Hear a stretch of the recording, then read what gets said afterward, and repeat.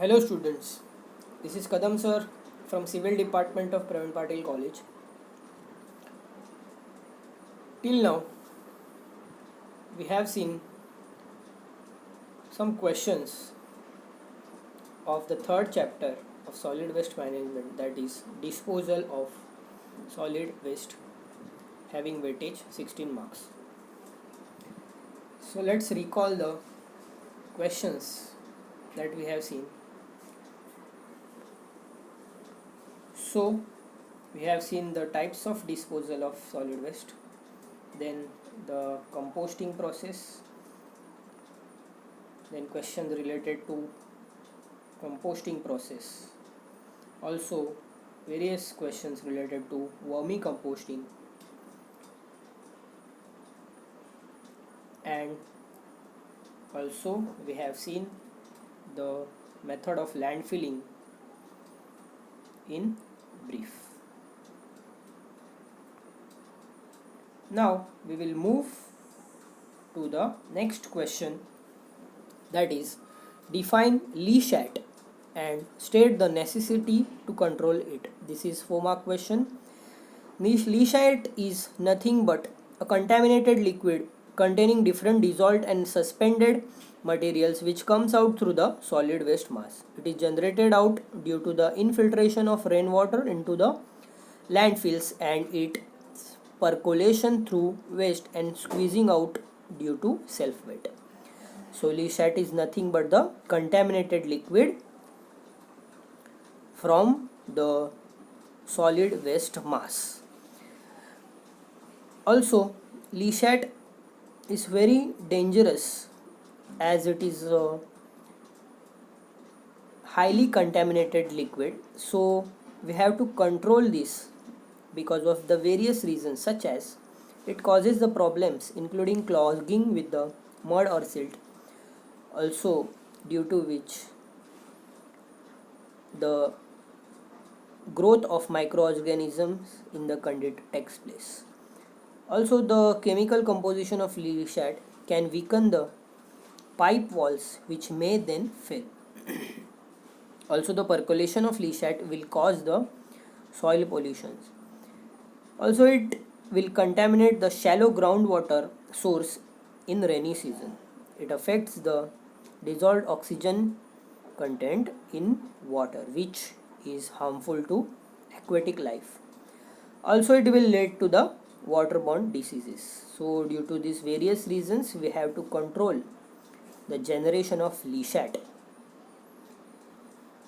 So, now move to the next question related to leachate, that is how we can control the leachate, or how is the leachate management can be done. So it is done by the following steps, such as to keep the waste as dry as possible and do not introduce any fluid waste to minimize the leachate. Also, it is carefully collected and shall be treated before its release on ground if possible. Also, the prevention of migration of leachate from the landfill site and the landfill base to the subsoil base by a suitable liner system should be provided. Also, using leachate treatment method like natural system, biological system, and using physiochemical treatment. So these are the various steps from which we can effectively done leachate management. So now for controlling the leachate, we can introduce or we can provide the suitable liner system. So there are various methods of these liner systems. So let's see the first method, single liner system. Such system comprises a single primary barriers overlain by leachate collection system with appropriate separation protection layer. So as you can see in the diagram, they have provided a single primary barrier to collect the leachate. So this diagram you have to draw as it is for 2 marks. So second way of lining system is single composite liner system. So instead of one barrier in this system, you have to provide two barriers made of different materials, as you can see in the diagram. Next system is double liner system. In this system, a single liner system is placed twice, one beneath the other. So you can see in the diagram that they have provided the two liner system, that is one over the another. This type of system offers the double safety and it is used for industrial waste landfill. So these are the various liner system. Now let's move to the next method of disposal of municipal solid waste, that is biogas plant. So in this question they have asked you the working of biogas plant with the help of neat sketch. So the diagram I have shown is the typical biogas plant with the proper name of each part. Now let's see the working of biogas plant. So first, the various forms of biomass are mixed with the equal quantity of water in the mixing tank. This forms the slurry. Then this slurry is fed into the digester through the inlet chamber.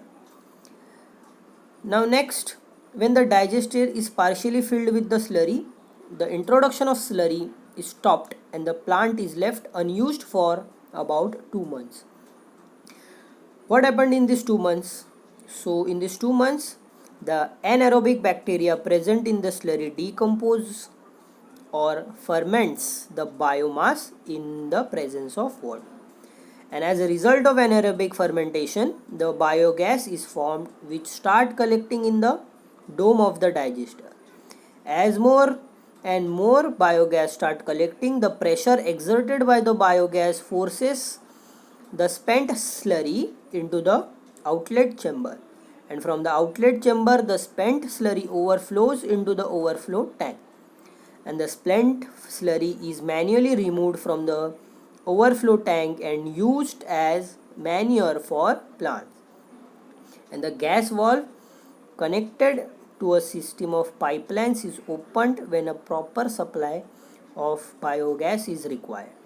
And to obtain a continuous supply of biogas, a functioning plant can be fed continuously with the prepared slurry. So this is the very effective method of decomposition of municipal solid waste. So this is a very important question, generally asked for 2 to 4 marks. So in many question paper they have just asked this diagram of biogas plant for 2 marks. So that's all in this video. We will continue the third chapter in the next video. Thank you very much.